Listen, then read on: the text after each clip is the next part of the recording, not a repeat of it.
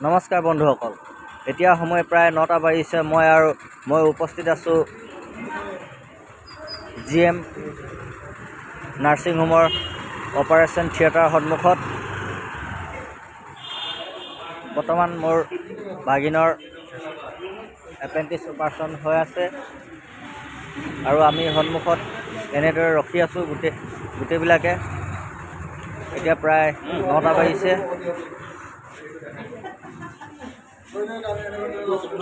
আমাৰ লগতে আন কেইবাজনৰো পেচেণ্টৰ বৰ্তমান অপাৰেশ্যন থিয়েটাৰত সোমাই আছে। এয়া চাওক, সময় প্ৰায় এতিয়া 9টা বাজিছে। আমি ৰখি আছোঁ সন্মুখত। এয়া এজন এজনকৈ পেচেণ্টক অপাৰেশ্যন থিয়েটাৰৰ পৰা উলিওৱা হৈছে আৰু আমিবিলাক সকলো এনেদৰে ৰখি আছোঁ।